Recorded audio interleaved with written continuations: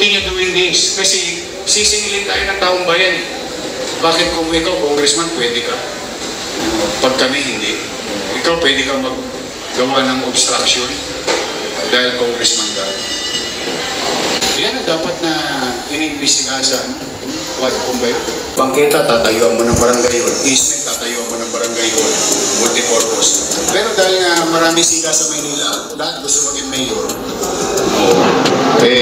Ang tinakbo, congressman. Pero ugaling mayor. Gusto pala, ganun pala mangyari. Ngayon niya, ikakawin niya, tanong ko, yung pinag-ibang barangay ko. Oh, yes. May pananagutan ba o kakasuhan na natin mo? Iniimbestigahan. But first things first, we wanted to give back the ease of pedestrian for our students in Arellano and the teachers and the community. Next will be, we are now looking at the historic site.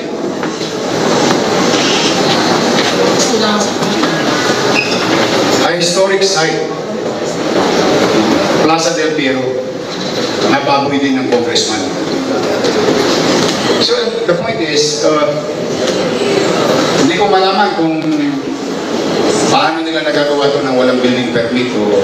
Meron pa isa, doon na sa Quiapo area, easement, ginawang multipurpose hall na naman ng barangay. Kondo rin ng congressman, 43 million yata yun. Easement. Pina-inspection namin yun. In fact, pina-check ko nga kung may building permit din. Dahil pag wala, they have to stop kasi easement yun eh. Ilog yung katabi. Kaya, tingnan mo, ayan, katulad ng tanong mo, totoo, kung lilinisin natin yung mga iskinita, mga kalihon, kaya lumalakas ang loob ng taong bayan, ng ilang individual na gawin yung gusto nilang gawin. Bakit? Nakikita sa mga congressman eh. Politiko rin ang numero 1 violator eh. Politiko rin ang may gawa eh. So, ang katwiran ng utaw, bakit pag congressman pwede, pag kami hindi? O halimbawa, tanongin si chairman. Halimbawa lang, tanongin si chairman. Chairman, bakit itong maliit na pwesto ko nasa kalsada? Movable naman. Halimbawa, tinanong lang siya. Marunong din nagtanong. Itong pwesto ko, movable naman. O halimbawa, tanongin si chairman. Halimbawa lang, tanongin si chairman. Chairman, bakit itong maliit na pwesto ko nasa kalsada? Movable naman.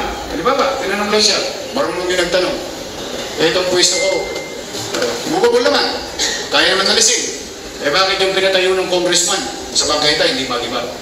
Ano naman mukha naman ng iharap namin bilang gobyerno at ni chairman? Pare-pareho kami walang mukha. Kaya totoo, lahat yun na pinaimbestigahan natin. Kasi sayang ang pera eh. May nag-comment na eh. Sana ibinigay lang daw ng franchise ng Jollibee kasi mahal ang pagtatayo ng Jollibee yung barangay ko. Hindi totoo. Kaya Maridon, Marisol, sorry. Yung tanong niya tama eh. We continue about these things. I think we should start from ourselves. Kami mismo. I think maging tagnang aral yan sa mga congressman ng Maynila. That goes to everyone. We cannot continue doing this kasi sisingilin tayo ng taong bayan. Bakit kung ikaw, congressman, pwede ka? Pag kami hindi. Ikaw pwede ka maggawa ng obstruction dahil congressman ka. Yan ang dapat na iniimbestigahan sa what kung ba yun? Hindi totoo. Kaya tingnan mo, ito na eh. Sabi ko sa inyo, hindi ako malapit dyan. Sa totoo lang. Pero kita mo, siya naging biktima ng sirkumstansya.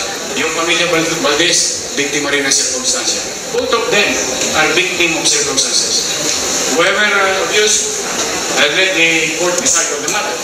But the thing is, kaya umaabot sa ganyang problema. Kasi tayo mismo nakikita. Bangketa, tatayuan mo ng barangay hall. Easement, tatayuan mo ng barangay hall. Multipurpose. Gusto nyo malaman ano yung area? I challenge all of you. I challenge all of you here. Go to Plaza del Piero. In Kagalangin, Tondo. Makikita nyo pa yung notification doon ng national government. Ginawang cockpit arena ang itsura. Hindi ko ba sinabi sa bungan? Pero bukas sa bungan. O para makagawa ng barangay hall sa gitna na pinakikinabangan ng mga matatanda doon. Saka historical site yun eh. Hindi mo basta nagagalaw yun. Pero dahil nga maraming siga sa Maynila, lahat gusto maging mayor. Ang tinakbo, congressman. Pero ugaling mayor. Gusto pala, ganun pala mangyari. Hindi ko po pwedeng ganun. Ako po yung nakikisuyo. Hindi ko po pwedeng ganun. We have to put orders. Ayaw ko ng ganitong insidente. Kasi marami pa to. And for purposes of numbers, I'm going to deal with 896 barangays. About 10,000 barangay official and about 20,000 tanons. Our multiplier. I hope today it addresses your question with regard to the incident with Chairman Yu. At ang pangarap ko na lang, sana magkapati-pati na sila sa barangayan. Wala naman nagkasakitan. Pride lang yan. Iprito nyo na lang yan. Fried chicken. Okay po tayo. Okay, so, Yung gagawin ko sa mga siga. pwede ba sila lumaban? Wala namang problema eh. Kita ninyo, ang payo ko sa FPD, hanggat kaya niyong kunin ng buhay, kunin natin ng buhay. Bakit? Hindi tayo para ang humusga sa kanila. Hayaan natin ang husgado. Basta ang trabaho natin, we keep the peace in order situation of the city. Yan trabaho natin. Ngayon, halimbawa, gusto nilang balbonin yung dibdib nila. Feeling macho sila. Kung lamang kami, okay lang. Kaya nga ako nagkakape. Para nervous ako. Hindi totoo. Kidding aside. I'm just trying to be light with this, but it's a serious matter. Chaos will continue to be there if we are not going to put things in right perspective. Basta we, Chichi and I, kasama niya Panglungsod, and the entire Manila administration today, we are up for the challenge to keep Manila clean, orderly. That is our job. That is our promise to the people of Manila. Now, sometimes we are going to face stumbling blocks. But we are up for the challenge. Call lang kami if they want to. But, don't get me wrong. Halimbawa naman, nagtino yung congressman. Nawala na yung yabang sa katawan o pang-abuso. Gusto makipagtulungan sa administrasyon. Call din kami. Thank you very much. Thank you very much. Bakit? Magbe-benepisyo yung mga kadistrito namin. So this is not politics. This is about governance. May gobyerno na sa lungsod ng Maynila. And that, ulit-ulit ko sinasabi, and I hope they know how to read between the lines. In our own little way, Chichena, we will fulfill our obligation, our mandate to the people. Generally, it may not be perfect, it's going to be turbulent, it's going to be challenging, but dinesisyon na namin dalawa ito eh. Ginusto namin ito eh. May awa naman ng Diyos. May awa naman ng Diyos. Mga karaos. So, for today, that's it. You don't have any more? Magdediretso na ako. Thank you guys. Thank you very much sa inyo. I hope nasagot ko yung mga request nyo sa akin about the incident.